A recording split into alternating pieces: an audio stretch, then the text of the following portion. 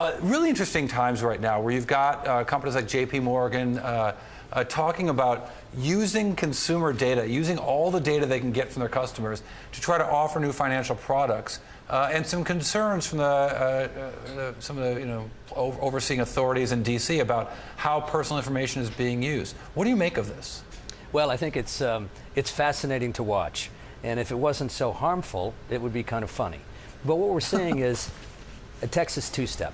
So the big banks and brokers are doing two things. Number one, they've descended upon Washington, and they're trying to repeal or delay what's called the fiduciary rule. The fiduciary rule is something that's been worked on for 6 years, which is very simple. It just says if you are selling a retirement account, like a 401k or something like that, you need to do so with the best interest of the customer in mind, rather than just lining your own pocket.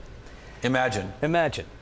That's number one. Then number two, what they say there is, hey, listen, the consumer, the buyer of the financial product, should be able to figure it out themselves.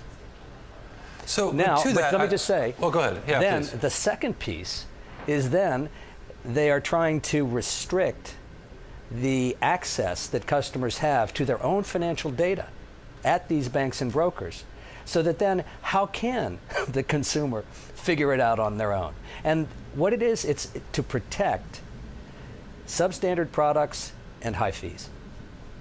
Yeah, it's interesting. I mean, it's the very worst of it you worry about. I mean, the fiduciary rule is obvious, right? You shouldn't sell your customers something that's going to hurt them. You have to be working in their interest. You would think that, and indeed, some people who work in the industry look at the new fiduciary rule as saying, well, this is just going to empower more lawsuits. It's not really a protection; it's a regulation. Well, let me say this: yes, it probably will empower more lawsuits, but when it does, it's probably a good thing. Fidelity, which is by far the biggest provider of 401ks in the world, they were sued by their own employees over the fees within their own 401k plan. You know, we need to change the attitude of banks and brokers towards being something where we're really trying to work for the best interest of the client. So tell us about what Personal Capital is. I think it's a robo-advisor. I think people don't know as well. Yeah, well, first of all, it's not a robo-advisor. We are not a robo-advisor. And I have to say that everywhere I go, because we get lumped into that category. A robo-advisor is an investment service that you can buy online, and it's all done with algorithms. We have software algorithms. We are an investment service. We are digital. But we marry that with human advisors, and really it's the way to go. 1 + 1 = 3. It's the magic formula. I think it defines what delivery of financial services will look like 10 years from now.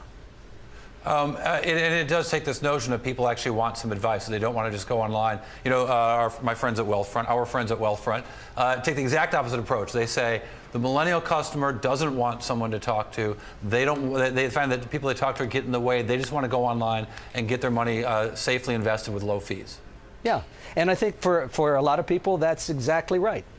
And in fact, I think robo-advisors, Wealthfront, Betterment, et cetera, I think they're good services. They're good services for people who have relatively simple finances. But once you have complicated finances, once you have a career, once you're building your family, you're thinking about owning a house and retirement and kids through college and the whole catastrophe. Once you're in that situation, you really need something far more sophisticated. So really quick, just 30 seconds left here. Do you think there is when we have on the ends of sort of low fee structures of investment possibilities like Personal Capital, like Vanguard, like robo-advisors and Wealthfront and so on, do you think that eventually the Jamie Dimons of the world and JP Morgans are really going to run up into it because they're just providing a service that is fundamentally higher fees? Oh, sure. I think the whole world is going to, over time, have to adapt to the new realities of the fact that we're in a digital age.